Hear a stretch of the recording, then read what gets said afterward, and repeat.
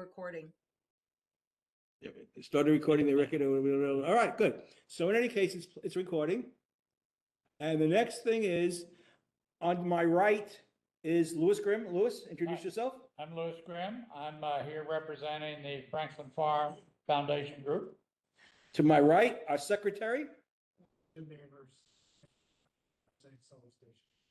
And across from us? I'm Linda Walsh, and I represent the Fairfax Casino Coalition, and I also serve on the McLean Citizens Association Board. So, thank you. There might be others joining us online, as you have, as opposed to us here in real life.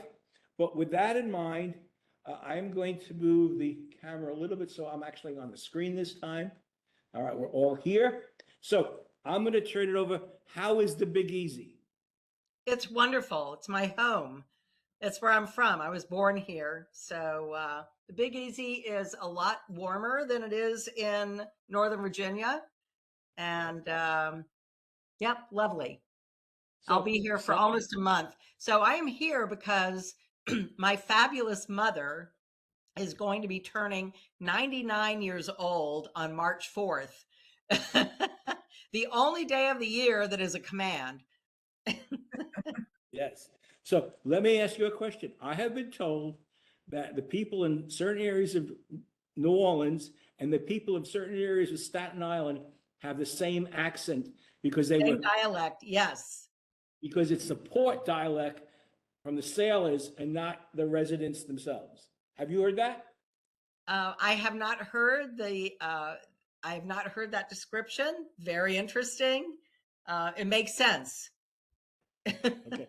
With that in mind, so we are interested in hearing about where the proposed bill to establish or allow a referendum for a casino in Northern Virginia stands, what actions we can take, the recommendations, and whoever would like to speak first, please go ahead. I would love to go first, if I may. I've got a little prepared presentation that I will share my screen. Go right ahead.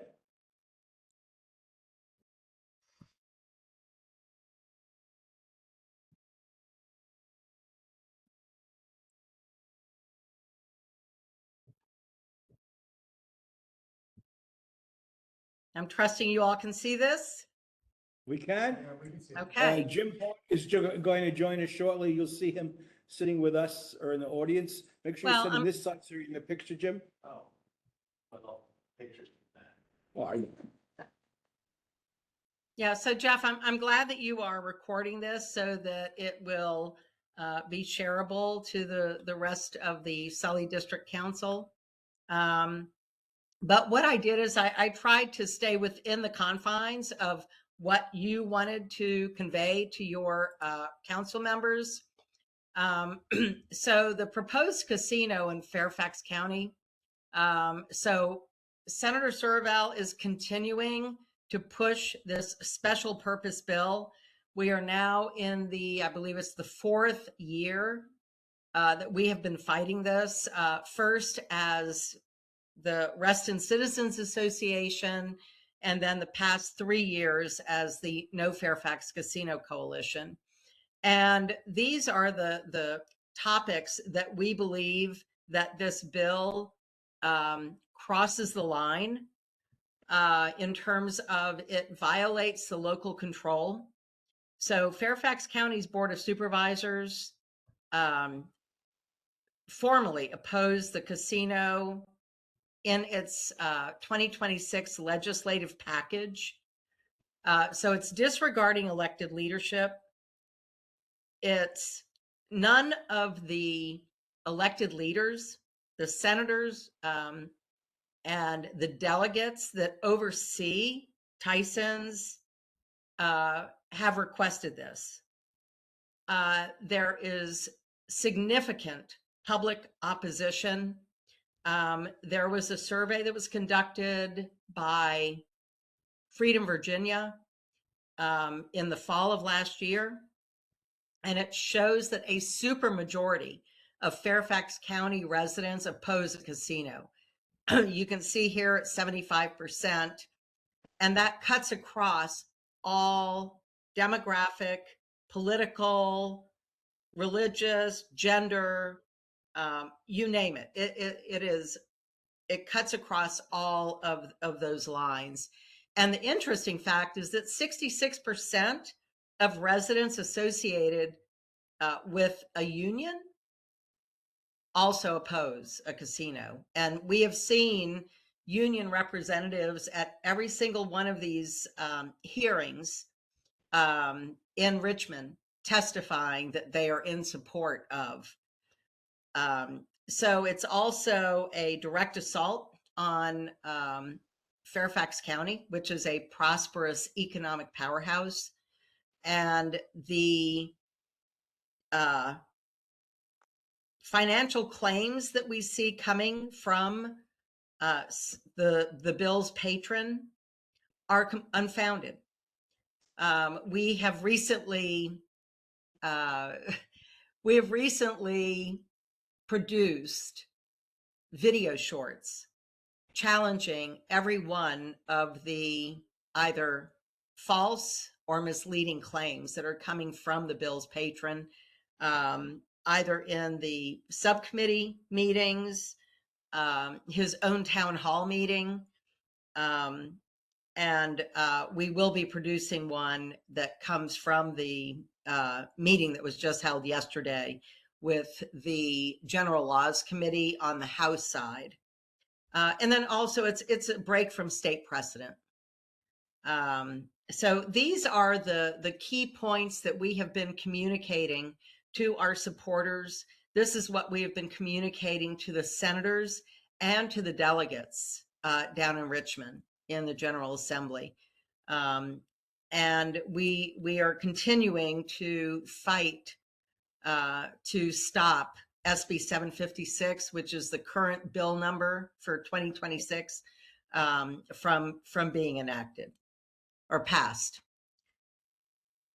So your question about what can you do about it, this is a little bit late in the game.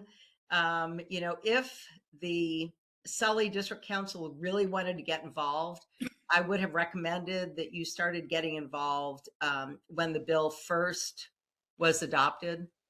So it's already crossed over from the Senate to the House. Now, when it was on the Senate side, and you may have heard about this, that there were some changes, some amendments to the bill that effectively removed Tyson's from the equation. But the senator did come back and add language back into the bill that, really kind of put the focus back on Tyson's without explicitly stating it. So the gaming subcommittee on the Senate side, so we've talked about that. So it's the appropriations. So we had a group of folks, and Linda Walsh, who is there in the audience with you, and she and I are going to tag team any of the Q&As tonight. She was actually there yesterday in Richmond when the bill was heard before the General Laws Committee.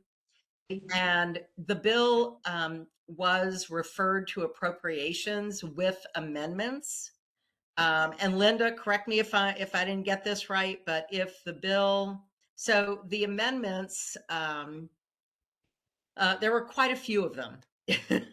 And I think that Michael O'Connell did a good job of covering those within his article in the patch. But, one of them was, that there has to be a 50% split in revenue. Now, we know that the state is not going to go with that. But anyway, with all of these amendments, if Senator Serval does not accept those, then those changes are going to be arbitrated through conference.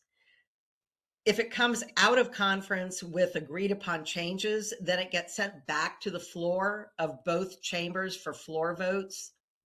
And then if it passes, it will end up on the desk of Governor Spanberger. Now, we don't know for sure, but there have been some whisperings that she's not a big fan of another casino. And that she would be more inclined to see a body enacted that would oversee all of this gambling, excuse me, and iGaming legislation. Because frankly, right now, it's like the Wild Wild West. We've got different organizations or different entities within Virginia that are overseeing iGaming or skill games or casinos. So it would really make a lot of sense for a Virginia Gaming Commission to be stood up for all of these decisions to fall under. But to get to what you can do about it, at this point, all I can do is beg that you have your members sign up for our email alerts from the No Fairfax Casino Coalition. We are very good about getting take action alerts sent out. And I will say that I think we're probably at over 600 comments that have come in through the HOD Speak site on the House side in opposition to Senate Bill 756. So with that, I'd like to thank you so much for the opportunity to present, and I will stop sharing. And if you all have any, could you send us a copy of that, Lynn, so we can have that of course, on our website? I will. I'm going to turn it over next to Sally, and then we're going to go over here. And so we'll have the 3 chances for the 3 ladies to speak. Okay. If you would. All right. Thank you. I don't have a prepared set of remarks because, as you know, Jeff, I was unaware of the invitation until maybe 2 hours ago. But let me fill in some of the blanks, keying off of what Lynn has already said. There are, from my perspective and from the Tyson Stakeholders Alliance's perspective, 4 big changes in the bill that is now in front of the Senate Appropriations Committee. The biggest changes are the following. This bill, and not Surville's bill, requires that a majority of voters in the magisterial district that would host a future casino must vote for the casino, as well as a majority of Fairfax County voters. So that essentially means that, if the district where a casino was placed is Providence District voters would have veto power. And since 82% of the voters in Providence District have already expressed their opposition to a casino, that's a good thing from our perspective. Second, this bill sets a 40% tax on the gross receipts of the casino for Fairfax. And that's a much higher percentage tax than is set for the cities that already are hosting casinos. Third, it sets a much higher level for the tax receipts that the state would return to the county than it is set for the cities that host casinos. For Fairfax, we would get back 50% of the revenues plus 5% to WMATA for Metro. Cities get a lower graduated amount tied to the casino's gross receipts. And one thing that is kind of hidden in Krizik's bill, but I think is extremely significant, is it requires that one criterion for selecting a casino operator be that the operator has or commits to have a labor peace agreement. And labor peace agreement is defined in the bill as an agreement with a labor organization that contains, at a minimum, provisions prohibiting the labor organization and its members from engaging in any picketing, work stoppage, boycott, or other economic interference with the proposed casino gaming establishment. In a nutshell, the casino operator and the unions have to agree that there won't be any strikes. And that, for a union, I think would be really hard to accept. Now, in terms of what's going to happen next on the bill, as as Lynn said, it was referred to the House Appropriations Committee, which referred it to the Commerce, Agriculture, and Natural Resources Subcommittee. That committee meets on Wednesdays, but it canceled its meeting today. Its next meeting is Wednesday, March 4th, which is the last day in which committee can take action. So, there are a whole host of possible scenarios, none of which is yet clear. So that's that kind of situation. Now, one thing I think that's really interesting is when I spoke to you last year, and the focus at that point was strictly on Tyson, and what Serville said was strictly on Tyson's. We also said, or I also said at that point in time, but that doesn't necessarily mean that other locations in the county might not be vulnerable. And with the change in the language to that stripped out the Tyson specific language, while we think, just like Lynn and Linda think, that the focus is still on Tyson's, that's not a done deal at all. I asked AI, okay, what sites in Fairfax County fit the criterion of being at least 1.5 million square feet, and what I got back were the following: Tyson's, number 1; Merrifield, number 2; Fairfax Center area, Fair Oaks, and the Government Center. That's right in your area. Fair Lakes, Reston and Dulles Suburban Center, and Annandale as a potential. And then one of my colleagues kept looking and discovered that there's another document. I had it here a minute ago, but I can't find it right now. That from the county, which is an economic improvement district. And one of the possibilities there could also be Huntington. So it doesn't mean that the site necessarily is Tyson's, though I think that's what Comstock wants. There are other locations that are potential sites, and we know that at least one other casino operator through the casino websites has indicated that he might be interested as well. Now, as Lynn said, we're at the closing end of ability to convey views, but it's not completely closed at this point. And I think it would be very, very helpful to the overall effort that Lynn's group and we have been putting in for members of your group, preferably tonight.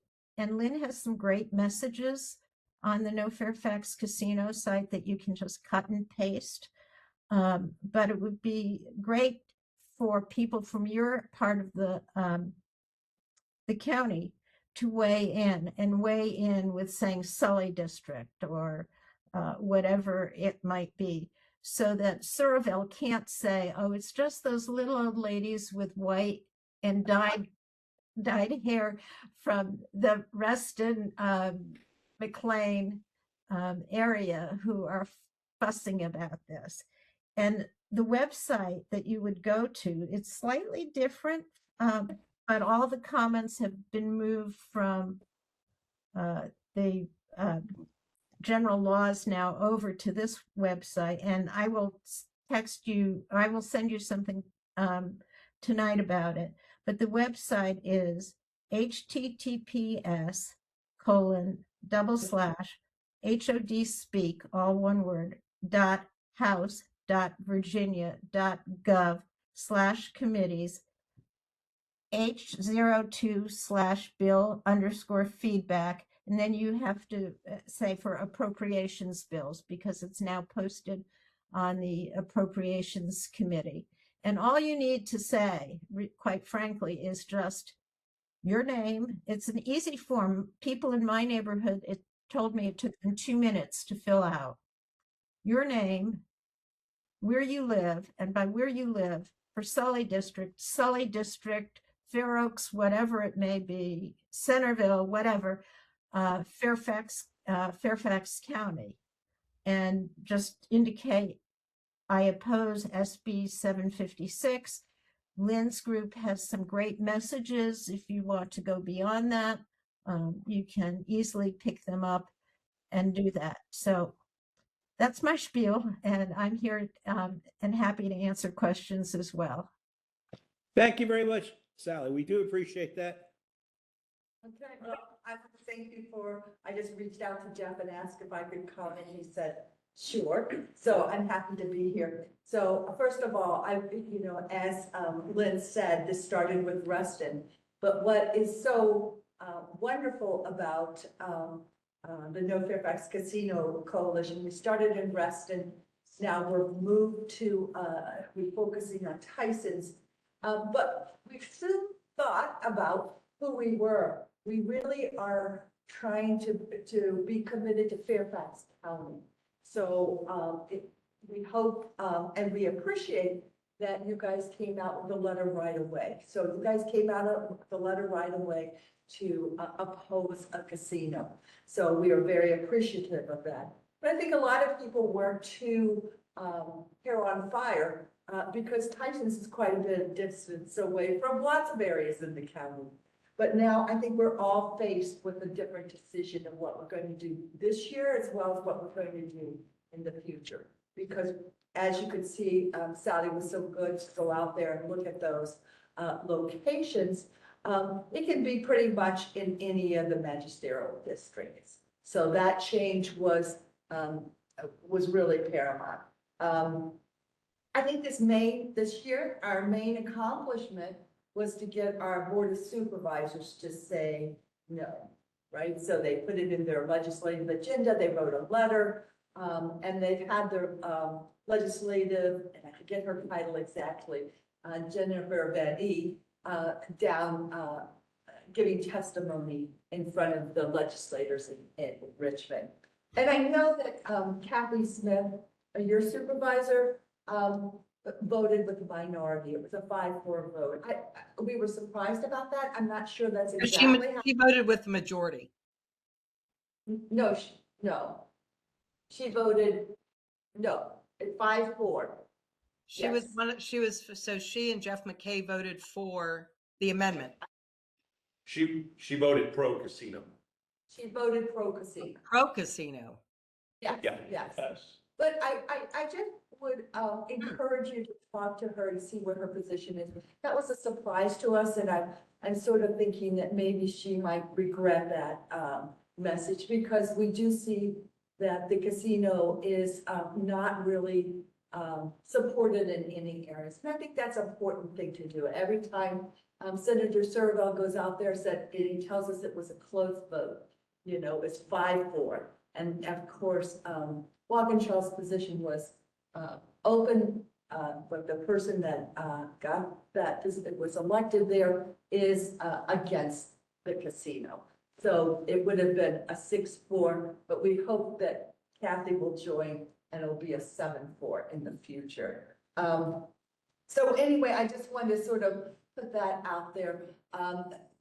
I know that Sally gave out a lot of information. If you go to the No Fairfax Casino website, there's little links. It's easy to click on our Take Action page, and I have cards to give all of you. Actually, I brought Sally's 4 points with me tonight, and when I saw her, I immediately said, of course, I will let Sally present this. So there are a lot of poison pills in there, maybe to different people, something that a lot of people won't like. What we were told at the very beginning of this legislative session is this bill will pass this year.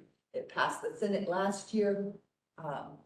And the reason why those amendments were put on that, when I did talk to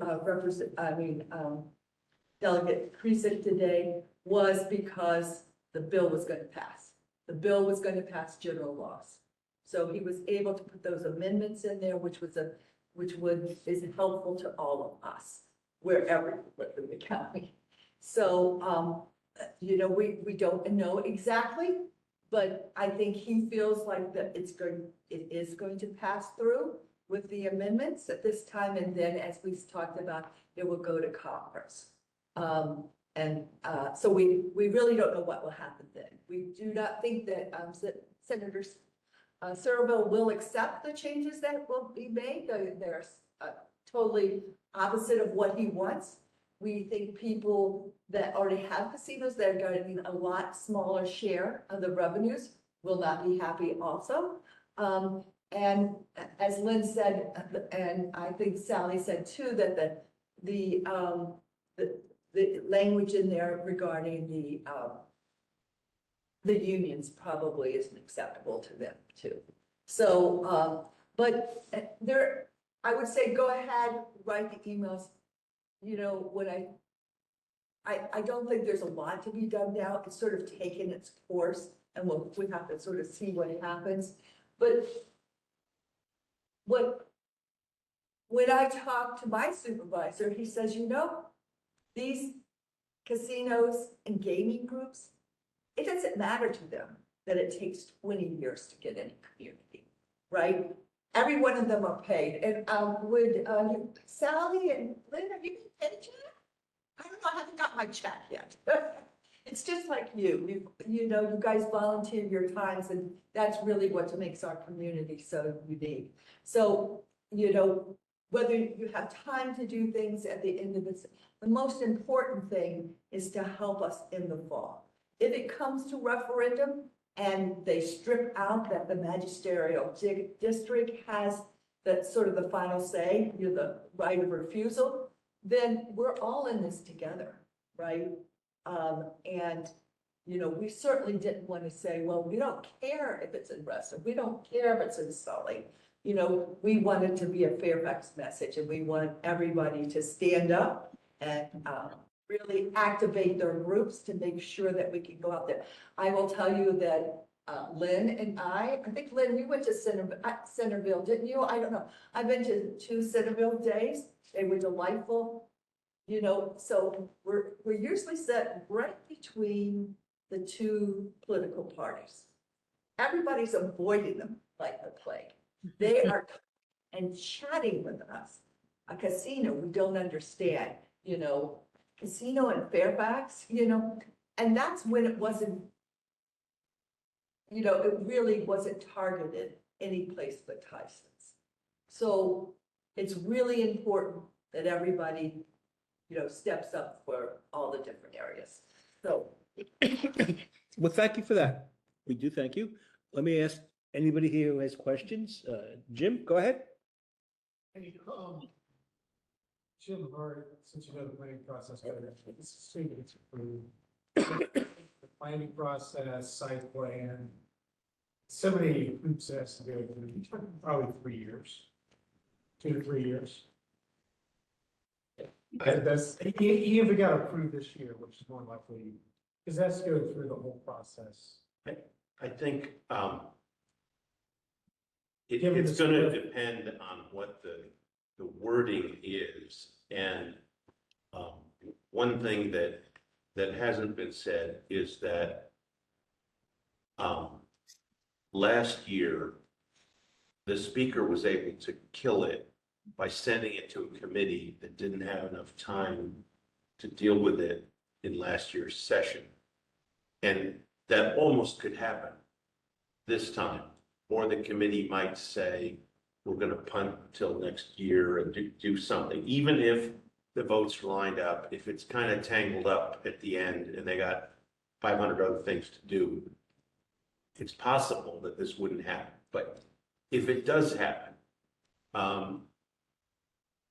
the biggest thing right now, I think, is that even if there are below the waterline 6 Board of Supervisors members who really support having a referendum, just don't even say that, even if there are 6 of them, next year is the primary and the election. and it is radioactive to have the casino on the ballot at the same time as the primary, and maybe the general too, but the supervisors who want to support the referendum quietly and say, oh, well, I'm really torn, but let the voters decide. They do not want to be on the ballot for an election when people are going to say that, do you support the casino or not? And they're going to want to do, well, it depends, we have to have a good deal, and, you know, they're going to avoid that. So they're going to do everything they can to make sure whatever happens with the referendum, it is not next year's primary and it's not next year's general election. It's probably past that.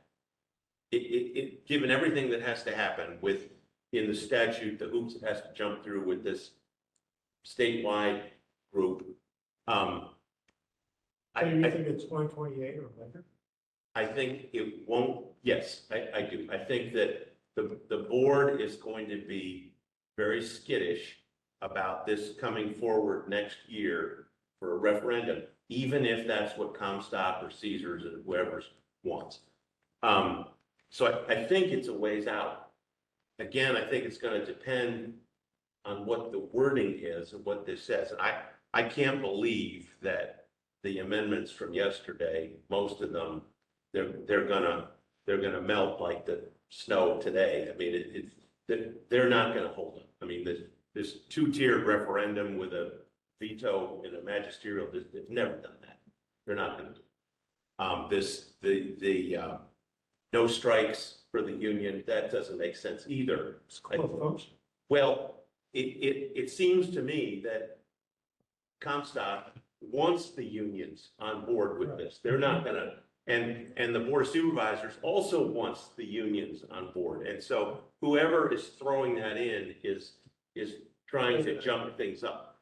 And I don't believe those kinds of things are gonna come out of if something that's gonna pass both houses, but it may be enough for now to tangle things up, and it's never gonna get finished by next Wednesday. I mean, it may be finished anyway, and the votes may all be lined up, but we just don't know it. And a lot of times something like that happens, and that what the final version is that gets voted on is something nobody really has seen until the last moment. There's enough money here, and there's enough money being contributed to candidates who have their hands out, and will have their hands out next year again, that I don't think they're going to offend them. But if you're asking me, and I'm no expert, if I was guessing as to what's going to happen, it's not going to be a referendum simultaneous with primaries or a general election next year. And even in between, it's kind of risky because there's too much attention on the individual supervisors who are taking sort of a phony baloney position anyway to get it to this point. I could be totally wrong, but I don't think we're going to see the referendum right away. So we're thinking maybe past 2028, there with the planning process and construction. We're talking 2030, past 2030 by the time this whole thing. Like I'm talking about, there's a door open at casino, 1.4 million square foot casino. We're talking 2030. But let's also say that in most of these casino locations, there's been a temporary casino prior to that.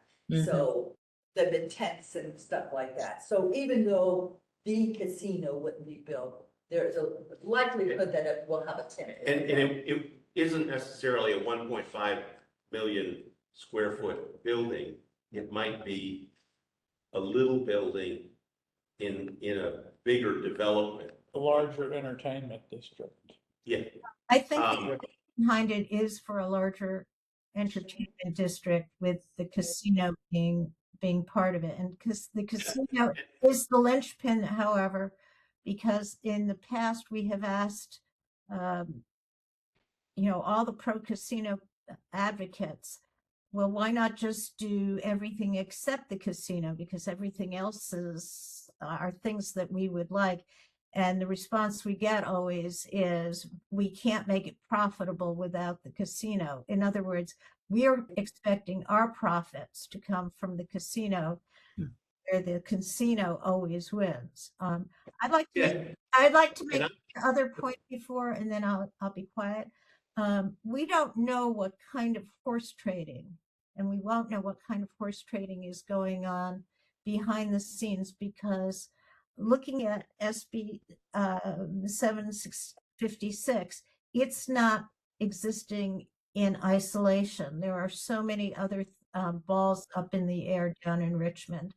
And, so we'll know soon enough, but, and in the interim, while we're waiting for you guys, even though it's late in the game, but for this particular step, for you guys, to take one of the messages and go on the HOD Speak website and click and have your name and then have Centerville or wherever.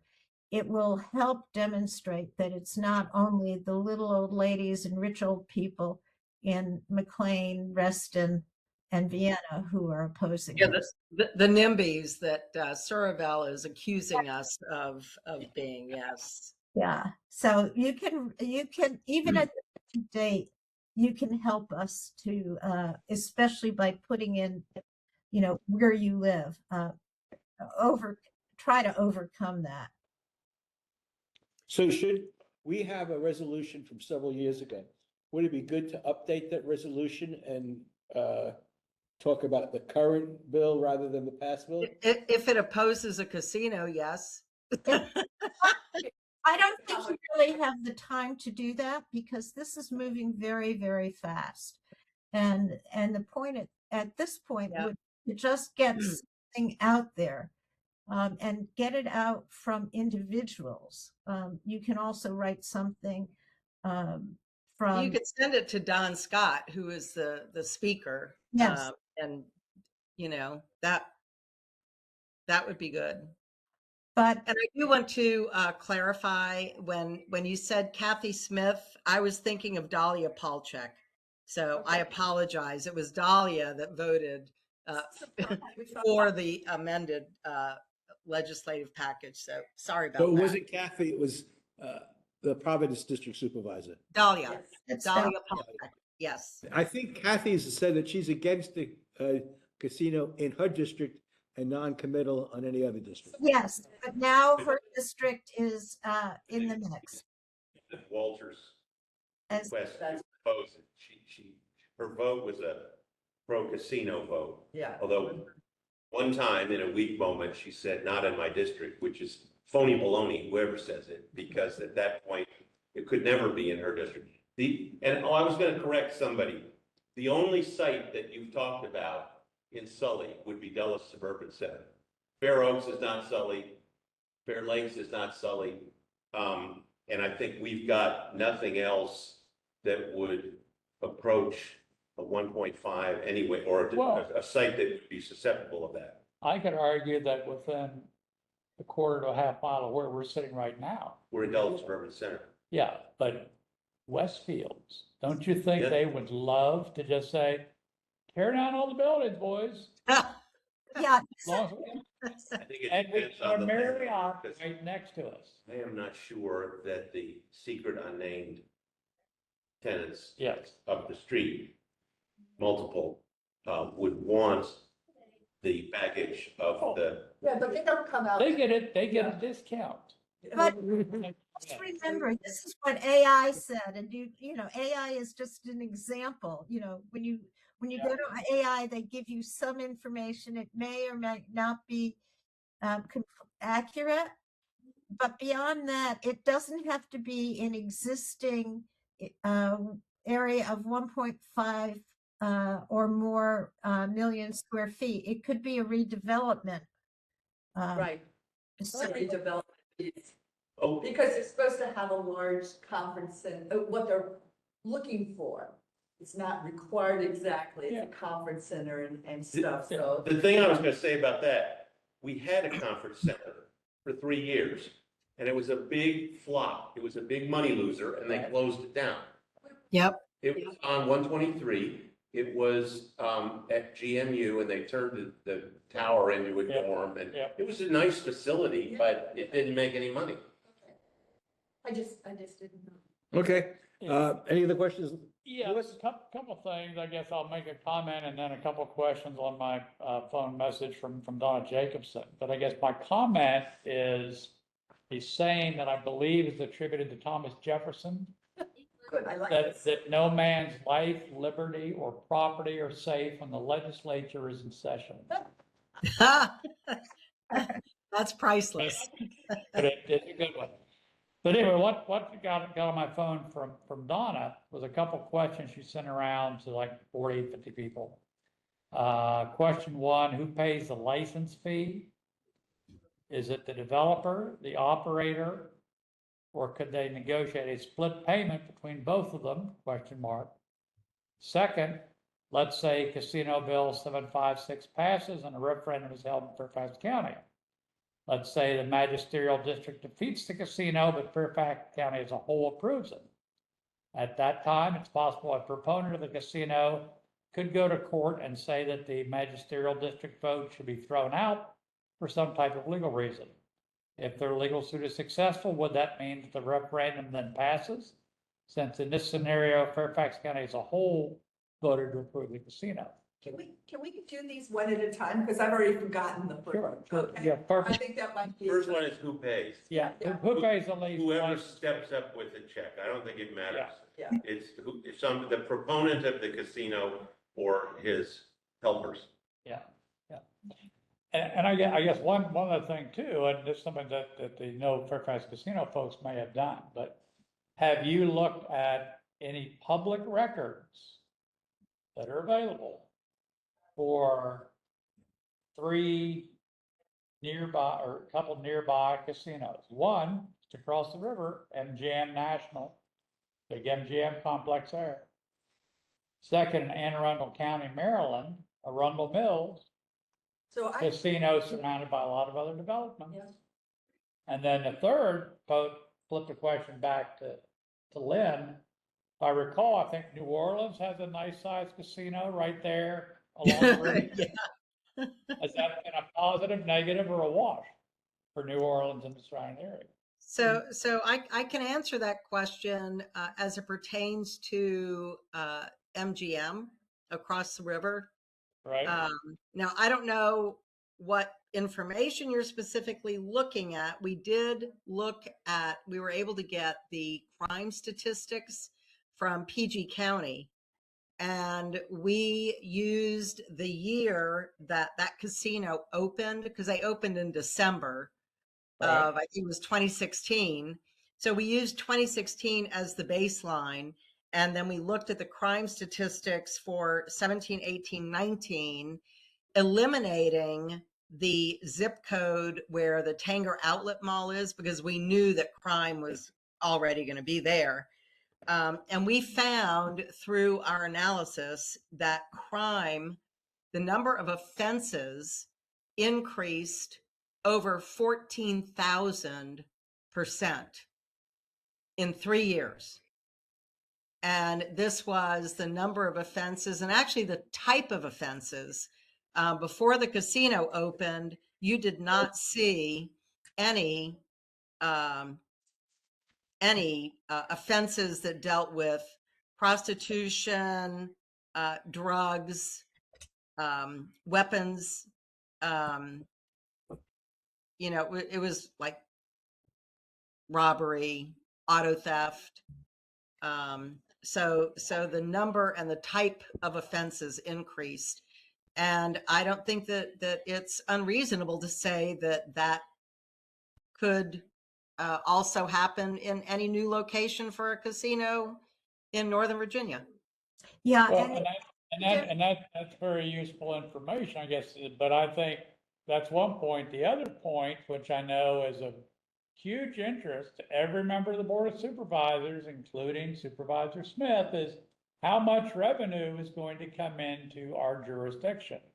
That appears to be, my personal opinion, her only deciding factor on any proposal for development. let me speak just for a second to both of those questions.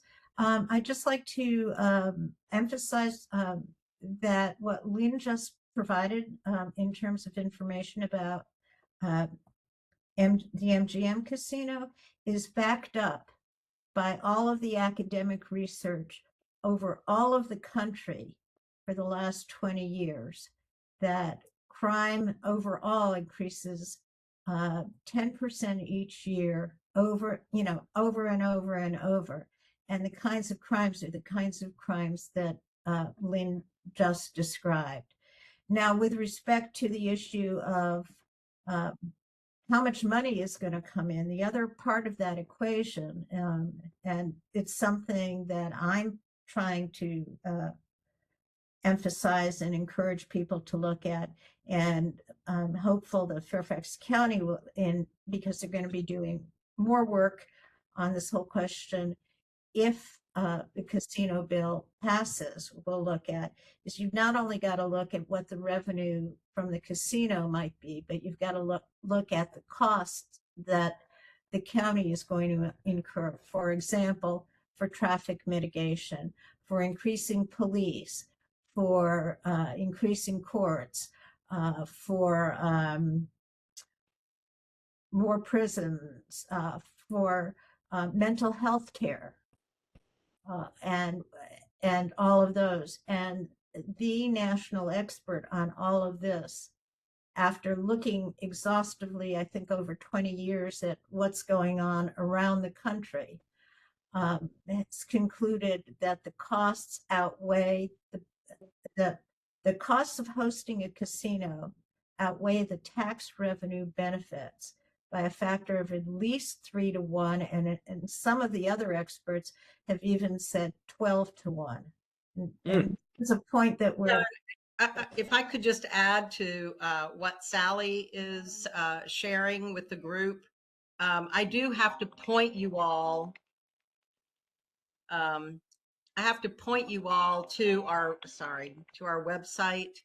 If you go to nofairfaxcasino.org and go to the resources tab, much of the data that is in our resources tab was compiled by Sally. So it's very well researched. And, I've got to say that, when the patron of this bill comes out with supposed facts, we are able to direct folks to our website so that they actually do have the data, and it is, peer reviewed. It's solid data.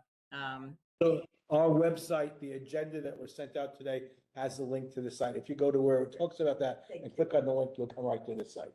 I think it's important to note that we've been fighting this now for 4 years. And I think you're exactly right. It's money, money, money. So when, we've gone through these many arguments, we have a lot of studies out there, and the studies are getting worse. I just happened last week to pull the revenues from the casinos in Maryland. And if you look over the last couple of years, MGM,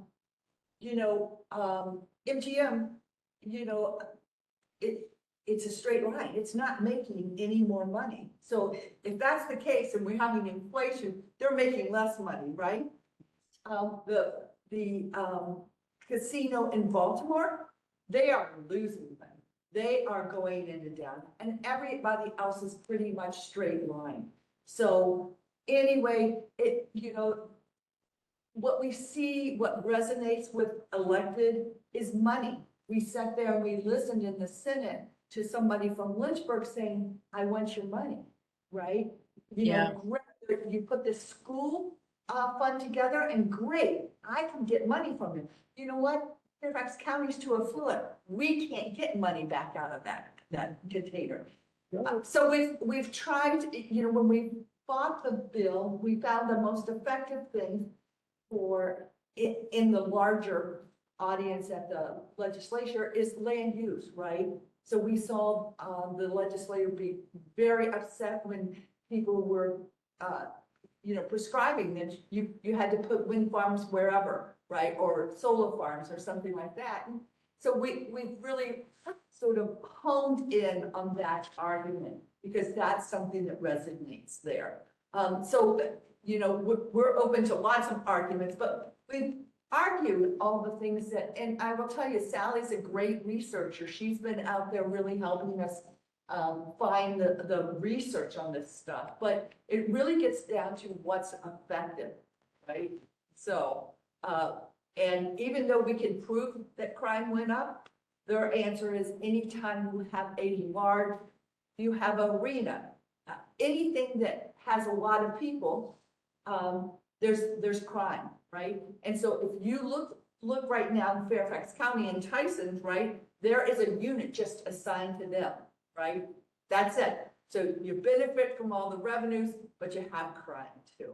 So they will tell us it's the same. I don't think we feel that way, but that's the truth. So it's really, you know, what we need to do to convince somebody in Richmond to vote no. Okay, let me stop first and let me ask the two new members who are on the screen to introduce themselves and where they are and what they represent and who their organization is. Hi, Jennifer Falcone. I'm part of the No Fairfax Casino Coalition Steering Committee. I am the Secretary of Citizens for Great Falls, and my husband, Peter, assists with the coalition as well. Thank you very much for joining us tonight. Is there anything you wanted to add to what we've been hearing tonight so far? You have the experts on screen as well, and I'm sure that they've covered it. I just heard about your meeting and had a moment to join in and wanted to see if there was anything else that we could offer, but it's been well covered. That's great. Thank you so very much. Do we have any other questions? Jim, Lewis, John, Jim? Two Jims, excuse me. All right, so I want to thank all of the people here from the No Casino Coalition. No, Fairfax Casino Coalition. No Fairfax. No Fairfax Casino. But you can allow it in Loudoun County? And stakeholders, science. Their own battle. I mean, I would Hey, like to Jeff? have a coalition with all the Northern Virginia spaces if that's what they wanted, but, and just their delegate that was in general laws in Loudoun did vote no yesterday, just to tell you, so. Okay, all right then, so I want to I thank, have a question. please. Is that Jim Hart that's sitting there in front of Linda? Yes, it is. It's wonderful to see you, Jim. And thank you for all the work that you've done tracking the casino. It's really been very helpful to us. And let everybody know if something was happening. Thank you so much, Jim. Thank you so much. Okay, any other items? All right, with that in mind, I'm going to go back to our agenda to share that and cover some items, and then we're going to let everybody go home, all right? Thank you So- for having me. Thank you for So having me, don't Jeff. forget to send the I will. presentation so we can I have will. that. Yes, sir. I'm going to share. Okay. Bye-bye and thank you. Thank you all for coming. Thank you all. Hold on. Okay, let's go to the screen. So I'm going to open this up.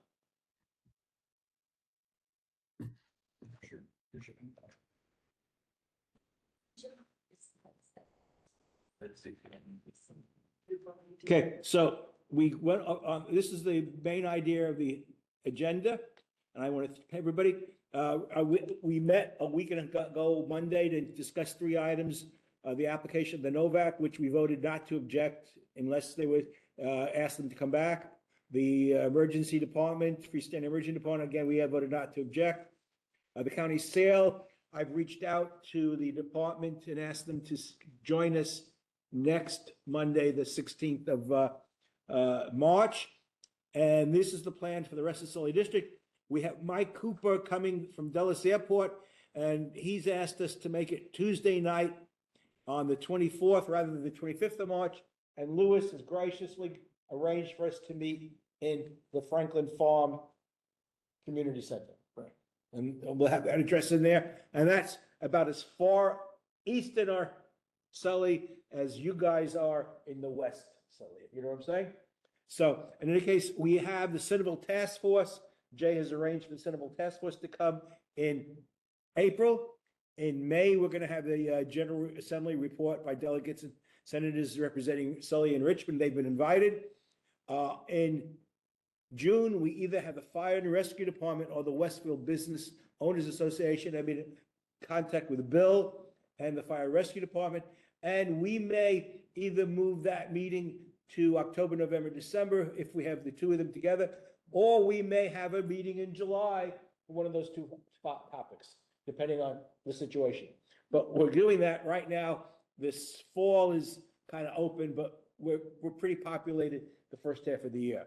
I want to remind folks that the accessory living unit questionnaire is, you can ask questions on this, but it expires on February 28th. So you've got basically Wednesday, Thursday, Friday, and Saturday to respond. So I encourage you to send that out to your organizations and contact. Lewis had recommended this article, which I'm going to bring up, and it's an article about AI's electricity boom is withdrawing the U.S. order map. So that link works there. The scheduled meetings in the past, we said that we co-sponsored it, and we were told that we're not co-sponsoring it. So we have a meeting in March, but here it is. I encourage you to go to the Sully Budget Town Hall. It's on the 4th Wednesday, so it'll be next Wednesday at Rocky Run where it normally is. And they've graciously allowed us, the Sully District Council, to open the meeting, encouraging people to join our organization. We have the feedback on walking and biking infrastructure priorities, and I have the link here, and we're going to spend more time on that on the 16th of March, and to look at that as part of our Land Use and Transportation Committee and see what we think about those priorities. And so I'm going to encourage everybody to look it over in advance so that when we get here, we have an idea of what we're talking about. And there are two public meetings. One is the March 11th. The other one is March 12th. They're both online meetings. So we see here that the meetings in March are the Tuesday, the 24th March, again, Tuesday night at the Franklin Community Center, because this room we had reserved on Wednesday night. When we moved it to Tuesday, it was already taken up by two other groups. So we've moved it there. Those two you mentioned on March 11 and March 12, those are associated with the county's active transportation. Yeah, they're part of the active, Prioritization. there, you see right here, okay? And we have the county sale. Again, I've reached out to the county office to have them speak. And we're going to talk about the walking and biking infrastructures. Those are the two items we have planned for next month in March.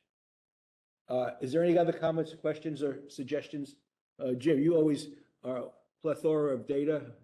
Well, the county survey had a list of 14 transportation improvement projects in Sully. And I think they were kind of fishing for comments, good or bad, and for those two, before those two meetings. And I sent a link to that. You know, I looked at the list and nothing really jumped out at me as good, bad, or whatever. And then I couldn't think, what's that thing called that Kathy wanted at Old Lee and Braddock? A circle, traffic circle? No. Roundabout? Around, oh, a jug handle, a jug handle. That's what. A New Jersey jug handle left. Yeah, lane. and it's not on the list, but I think VDOT has said it can't do it. So I don't think it's gonna happen anyway. They're just gonna put a stop thing. But of the 14 things on the list, that was not, I mean, from my understanding, that was not one of them. Well, the VDOT's big issue on that wasn't the intersection. It was taking out the S curve because of the huge expense to do that and have a straight shot up the hill. They're, in 3 dimensions. Yeah. It's very complicated. Yes, it is. And very expensive when you do something like that. No. And they didn't do an environmental study first, and they should have done that, and then said, well, this isn't gonna work, and, you know, do something else. But anyway, the 14 things on the list, and I think that isn't one of them.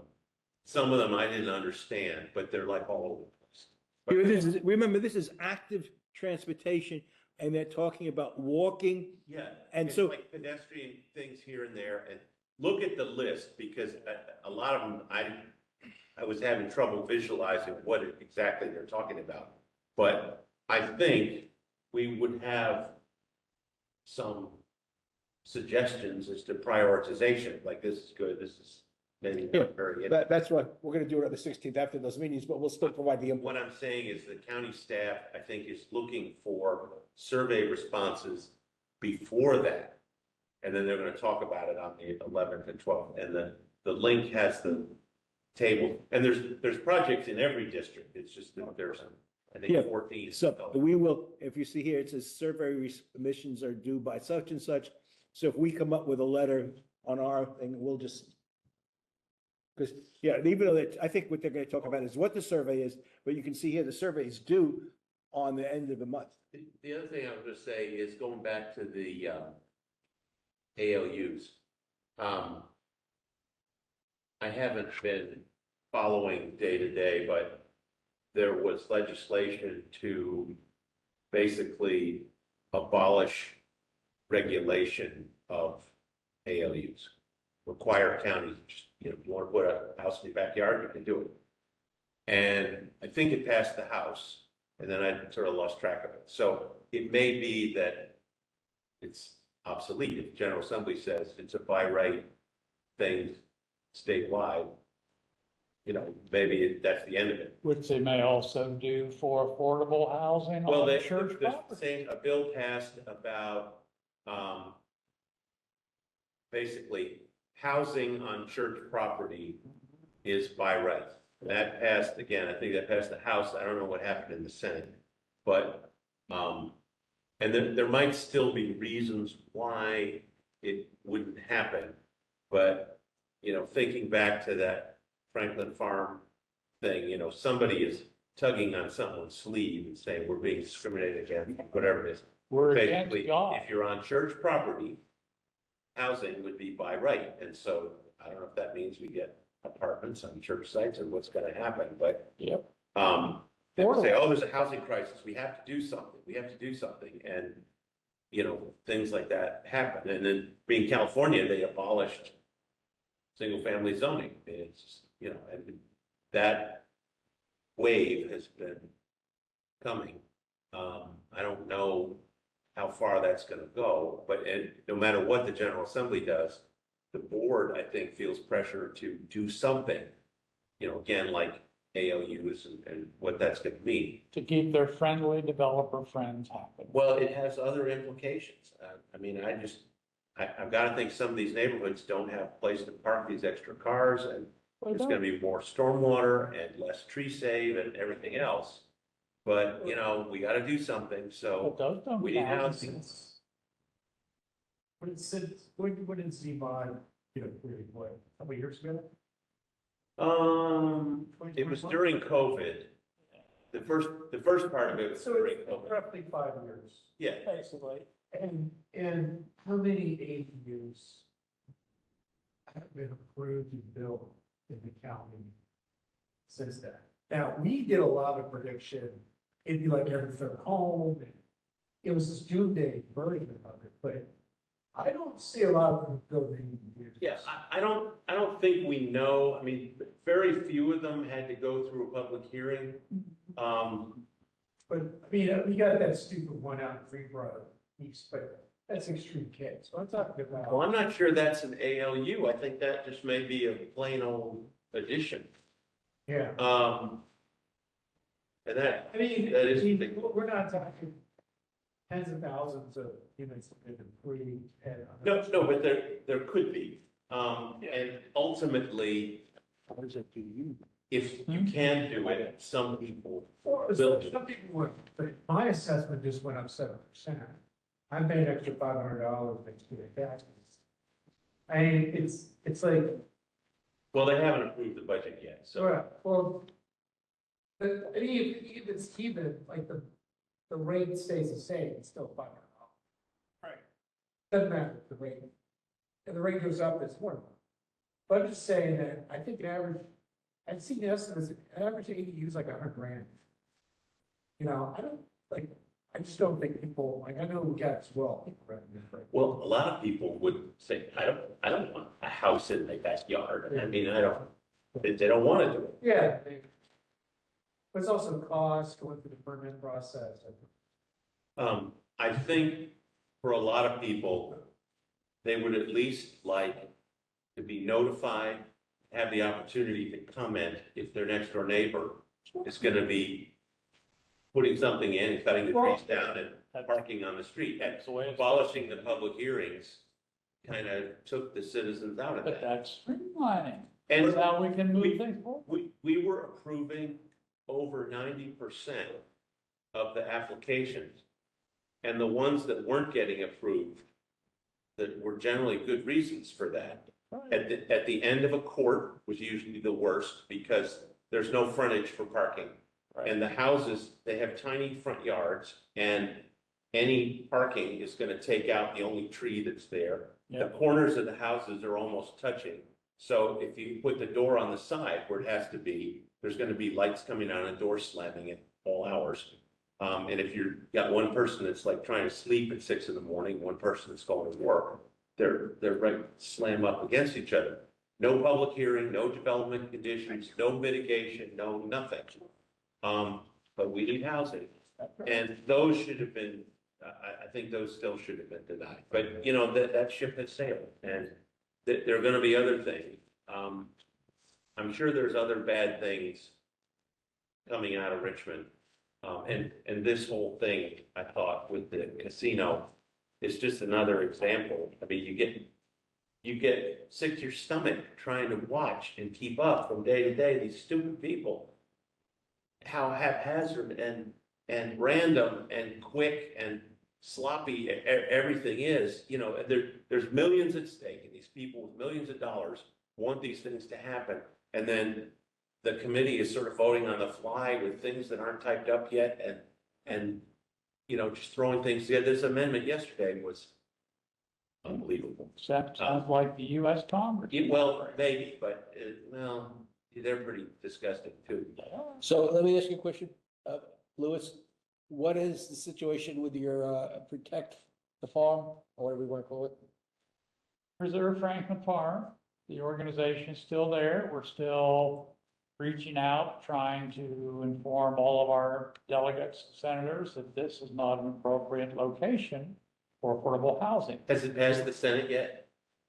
I don't know if it did. I know it, I heard it passed the House. I haven't checked to see if it passed the Senate. But I think it's something where, in spite of 3,000 people signing a petition saying we oppose this development at this location, but we support the concept of the need for more housing, more affordable housing in Fairfax County, our wonderful Board of Supervisors said, no, I can't really comment on that. Let's see how the process works.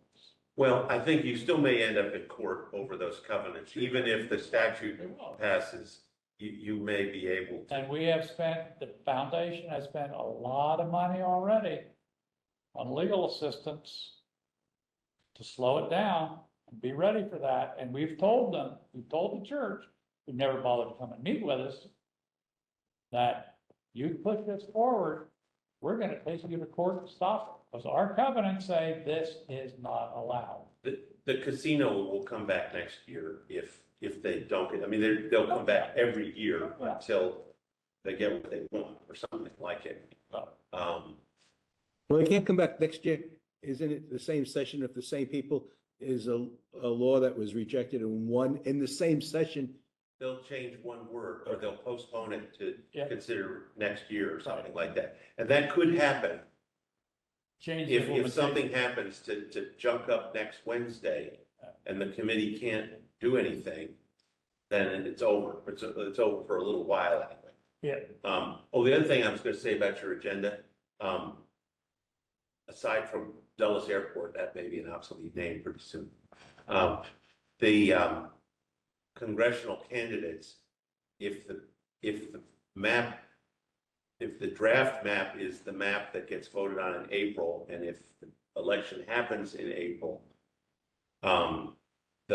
if you've seen that sort of little pinwheel thing with the little strips, I don't know how many of the little strips We have say, Sully, but we have the 10th and 11th, currently the very tip of your area is in the 10th, the majority is in we're the in 11th. now. You're in the 10th now. Yeah. I said, just that tip is in the 10th, the majority of the Sully is in the 11th.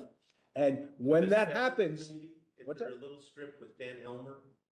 well, no, remember, he's not a congressman. Oh, yeah, but he's gonna run. Okay, my point being is he's in the 7th and that's not here. So if the map is redrawn as specified by the state legislature, we will be more evenly split between the 10th and 11th. We will not have that next piece of the pie. Okay. Our pie will be more evenly distributed, but it will not, will still be in the 10th and 11th. I think the So county will either we gets move back into the tenth? We will move back into the 10th. Okay. four or five different districts. Oh, yeah. In that pinwheel. Oh, Yeah, so that they can dilute the Republican leaning south with the Democratic leaning north. That's it. I attended this Democratic caucus meeting last night, and of the hundreds of people who attended, only 2% of the Democrats at that meeting voted against endorsing the new amendment. And I was one of those, I so. think if it was happening in a vacuum, people would say no, but they're mad at Trump, so. Right. it's I gonna understand. happen. Now, speaking of that, this, you have to vote by April 11th or something. Where do you vote? So- We're gonna do the same thing. It'll be the same thing. It's up in the air, because once again, a judge in Tazewell I heard that. has said this is, again, Right. and then a couple of the clerks of court have asked a question, is like, well, are we under that order or are we not? And then there's people that are saying, can we do early voting until the court has sorted out whether the April 21 is a thing? So Probably not. every county may have a different thing, and I don't know if it's early voting or we all have to show up on the 21st, or it just depends on what county you live in, and they are kind of rushing it. Well, they want to do that so that they can have the candidates go through primaries to be the candidate in the general election. So that's the reason why they're moving it to the left rather than to the right. That's right. All right, that's neither here nor there. We'll find out next month. Thank everybody for coming. I hope Sally, Linda, and Lynn were all worthwhile listening to. Give us a sense of what's happening. Yeah, it's interesting. Okay, so we kept them under they did it, and we even had those two people at the end who came in and they were happy with what they heard. So I'm glad that we had a good turnout for this, and thank you everybody for coming. Remember, first the 28th of February for the ALU. Okay, respond to that survey. 4 March is the Sully Budget Town Hall. 11 March is the first priority meeting about the transportation improvements. We'll discuss them on the 16th, and then we'll send a letter by the end of the time with the imprinter of the Sully District Council. And then on the 24th of March, we'll be meeting in Franklin Farm, and we'll have the discussion about Michael Cooper.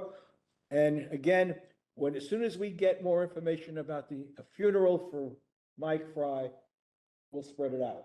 This data has not. Somewhere that there was gonna be a memorial service and they haven't said when. Yeah, that's, if you go to the county website, it's still questionable. This is, all I could do is create that picture. It's the county picture. They have an obituary on the, for Mike. And I just took that little picture, and Mike never was a formal guy, if you remember him. So here is this. And the last line is Send they, your money to the animal shelter. yeah, that's it. And they have not yet scheduled it yet. And when it has, I'll send that information out. Because I would like to attend, and I think many of us out there want to. Okay? Thank you all for coming. Have a great day. It's not supposed to snow or anything like that in the near future. Actually, they had on the news tonight, it may snow Monday, Tuesday. Yeah, Monday. My daughter did her annual trip to New York with her family, and she was delayed 4 extra days from coming home on Sunday. She left yesterday night, but there are pictures of my grandson, my son-in-law, and my daughter walking through all the main drags of New York. Nobody there. Them throwing snow at having a great time. They actually went to DSW in New York and bought snow boots because they left all their snow boots in Minneapolis.